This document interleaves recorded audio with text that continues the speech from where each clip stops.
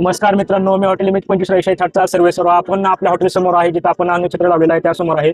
तर काही देवीचे भक्त आहेत जे काही परराज्यातून आलेले आहेत, तर त्यांच्या प्रवासासंदर्भात आपण थोडी माहिती त्यांच्याशी जाणून घेऊया. तो आप किधर से है? गुलबर्गा से है। ठीक है, तो कितने दिन पहले निकल गए उधर से 4 दिनों बाद निकल कर।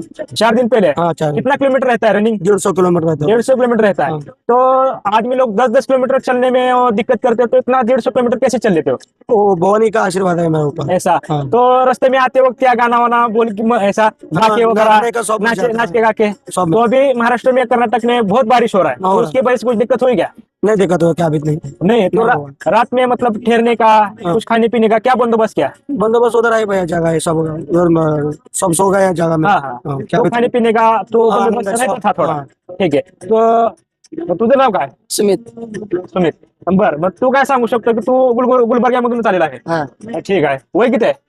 होय 17. एवढ्या कमी वयामध्ये 150 किलोमीटर अंतर पार करताना काय अडचण वगैरे? का नाही, मग पायाला वगैरे फोड वगैरे, काय पाय वगैरे दुखल्याला वगैरे? का नाही बघा. तिच्या आईच्या आशीर्वादाने सगळं. हा, म्हणजे आईच्या चरणी, आईकडे म्हणजे तुमची आईवर तुमची असीम भक्ती आहे. हा मग आईकडून तुम्हाला ताकद मिळते इथपर्यंत यायची. हा. बरोबर आहे. हा. मग तुम्ही आईचे गाणे वगैरे तुम्ही म्हणत वगैरे तुम्ही इथपर्यंत हा, येताय. येतात. बरोबर आहे. तर म्हणजे तुमचा प्रवास एकदम सुखरूप होतोय का त्रास होतोय तुम्हाला? का नाही, चुकून नाही येत. हा, आईच्या भक्तीमध्ये गुंद झाल्यामुळे तुम्हाला काय अडचण वगैरे, काय आई पुढे तुम्हाला अडचणी येऊ देत नाही? नाही नाही तुम्ही सुखरूप इथपर्यंत पोहोचले. तरी तुम्हाला काही तुळजापूरमध्ये जर अडचण आली, तर हे आपलं हॉटेल आहे MH25 राजेशाही थाट. इथे आपलं अन्नछत्र पण लावलेलं आपण इथे. जर तुम्हाला काहीही अडचण आली तरी तुम्ही इथे बिंदास या. तुम्हाला राहायची वगैरे सोय काय असेल नसेल तर तुम्ही बिंदास तुम्ही इथे येऊ शकता. हे तुमचं हक्काचं ठिकाण म्हणून तुम्ही मला सांगू शकता. तुमची काय अडचण असेल ती मी दूर करण्याचा प्रयत्न करेन. तरी थोडीशी माहिती तुमच्या कन्नडामध्ये या देवीबद्दल जी तुम्हाला काही माहिती आहे ती तुम्ही सांगा. क्या बोल इस देवी के बारे में आपके कन्नड़ा में, हाँ, जो कुछ बातें चलती है ना देवी के बारे में, तो उसके इतिहास से क्या क्या करना मैं बोलो क्या भाई। बोलो? क्या कन्नड़ा मुझे नहीं आती, आप बोलो क्या है काय सांगू. देवी के बारे में, उधर क्या बातें होती है, मतलब तुळजापुर के बारे में? हा ಅಲ್ಲಿ ದೇವಿ ಬಗ್ಗೆ ಏನ್ ಮಾತಾಡ್ತಾರತ್ತ ನಮ್ ಕಡೆ. ಹಾ सर माताडतात। तर मित्रांनो, मी सोडी अंदर या आपल्या मित्राला मराठी येत नाही, थोडं हिंदी जमत नाही, कन्नडामध्ये भरपूर जमतं.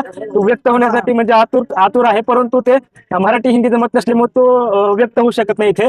तर यांची आपल्या आई तुळजाभवानीवर असीम अशी भक्ती आहे. त्यामुळेच ते गुलबर्ग्यावरून म्हणजे जवळपास 150 किलोमीटरवरून ते चलत येतात. अक्षरशः पायाला त्यांच्या म्हणजे खड्डे पडलेले असतात. म्हणजे त्यांची राहायची व्यवस्था, जेवणाची व्यवस्था कुठेही म्हणजे काय होईल का नाही का सांगतात, काही निश्चित नसतं. परंतु आईवर विश्वास ठेवून ते त्यांच्या घरून निघतात. आणि घरच्याचा सुद्धा आपल्या आई तुळजाभवानीवर विश्वास असतो. त्यांचे लेकर सुखरूप तुळजाभवानी पर्यंत पोहोचतील, दर्शन करून सुखरूप घरी येतील. या पावसाळ्यात सुद्धा असल्या भयंकर वातावरणामध्ये सुद्धा हे दर्शन